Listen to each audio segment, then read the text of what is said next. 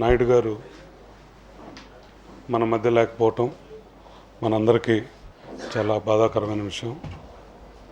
Beginning స్టేజ్లో తిరుపతిలో 80వ సంవత్సరం ఆ ప్రాంతంలో నాయుడు గారికి డిస్ట్రిబ్యూషన్ ఆఫీసులన్నీ నవయుగ ద్వారా రిలీజ్ చేసేవారు.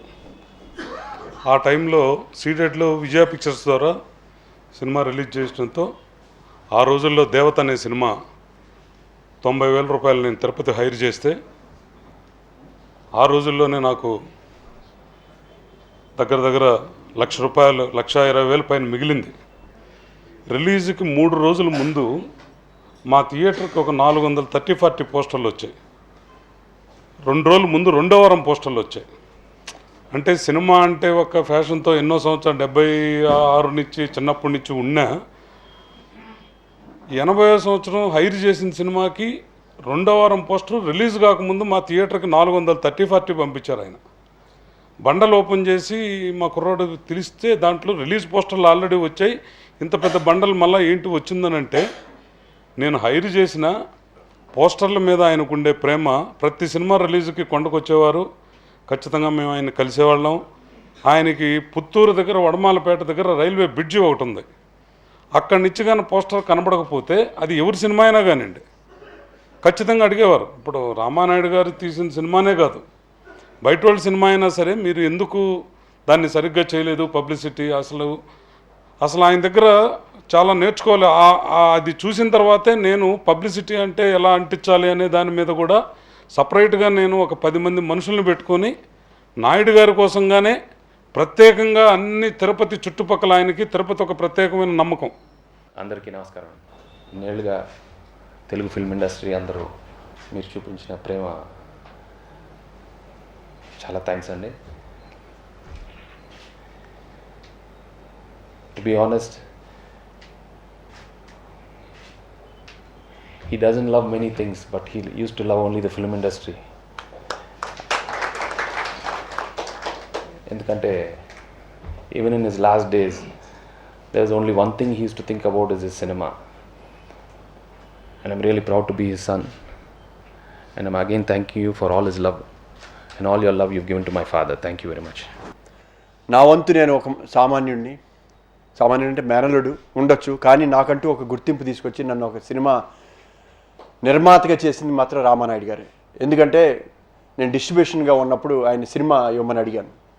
ఫస్ట్ ఆఫీస్ పని నేర్చుకోరా అని చెప్పి జగపతి వెంకటేశ్వరరావు గారు ఆఫీస్కి పంపించి ఒక సినిమా కొని వాళ్ళ ఆఫీస్లో పెట్టి నన్ను అక్కడ ట్రైనింగ్ చేయించారు.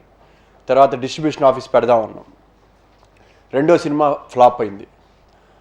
తర్వాత దాన్ని ఇప్పుడు కాదులే తర్వాత అని చెప్పి అన్నారు. కానీ నేను సినిమాలు చేస్తూ మామయ్య బయట సినిమాలు కొంటే బాగాలేదు, మీ సినిమా కొందాం అని చెప్పి కథానాయకుడు సినిమాని అడిగాను నేను.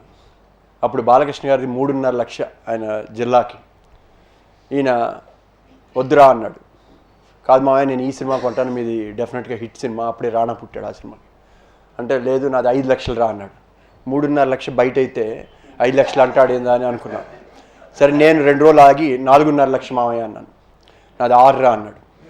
ఆయన 6 అంటే నేను ఏంటి 6 అన్నారని మళ్ళీ 2 రోజులు ఆగి మళ్ళీ వెళ్ళి 5 లక్షలకి అడిగాను. నాది 7 అన్నాడు. ఏంటి మావయ్య 7 అంటున్నారన్న. అంతేరా నా సినిమా 7 అన్నాడు. అని కావాలంటే మన సూర్యనారాయణ గారి సినిమా ఉంది, నేను మాట్లాడిపిస్తాను, భలే తమ్ముడు కొనుక్కో 4 లక్షలకి అని చెప్పి ఆయన మాట్లాడి నైజాం తీసుకోరా అన్నాడు. నాకు వద్దు, మీ సినిమానే చేస్తానన్న. చివరికి సరే నేను 6.75కి వెళ్ళాను. ఆయన 9 అన్నారు. నాకు కోపం వచ్చింది. ఏంటి ఈయన 9 అంటాడు ఒక జిల్లాకి, ఇవ్వటం ఇష్టం లేదు అనుకున్నా. సరే వెళ్ళిపోయి రామారావు గారి సినిమాని 23 లక్షలకి కోపంతో ఆయన మీద ఆయన నాకు ఇవ్వలేదు అంటే నేను కొన్నాను అనుకుంటారని బ్రహ్మంగారి చరిత్ర 6 లక్షలకి అనిపించిన సినిమాని నేను 23 లక్షల రూపాయలు ఇచ్చి కొన్నాను. వాడు సీరియస్గా చూశాడు నన్ను. నాకు తెలియదు, నాకు ఎందుకంటే నేను గుర్తింపు లేదు ఓ సినిమా కొనాలి, నాయుడు గారు ఇవ్వలేదని. ఆయన బాధ ఏంటంటే ఆయన బంధువులతో వ్యాపారం అనేది ఇష్టం లేదు.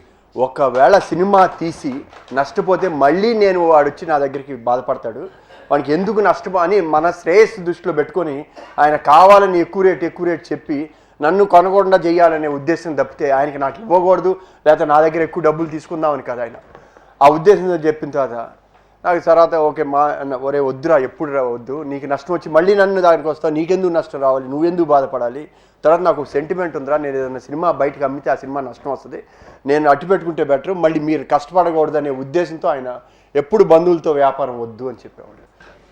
అందరూ అన్నారు తాతకి సినిమా అంటే ప్రేమని, అది మీకు అందరికి తెలిసిందే. అంటే ఎంత ప్రేమ అంటే మమ్మల్ని ఎలా పెంచారంటే, చిన్నప్పుడు మాకు కృష్ణుడు ఎలా ఉంటారంటే రామారావు గారిని చూపించేవారు, రాముడు ఎలా ఉంటారంటే సోమనాథ్ గారి సినిమాలు చూపించేవారు. సో చిన్నప్పుడు నేను అలానే పెరిగాను, దేవుళ్ళు అంటే అలానే సినిమాల్లో ఉంటారని. అండ్ సినిమానే నాకు దైవం అయిపోయింది. నిజం చెప్పాలంటే నేను నాస్తికుడు, నేను ఎప్పుడు దేవుడిని నమ్మలేదు, ఎందుకంటే దేవుడికి ఒక రూపం లేదని. కానీ ఈరోజు అర్థమైంది ఎందుకంటే నాకు దేవుడు అంటే ఇలానే ఉంటారని నాకు ఇప్పుడు అర్థమవుతుంది.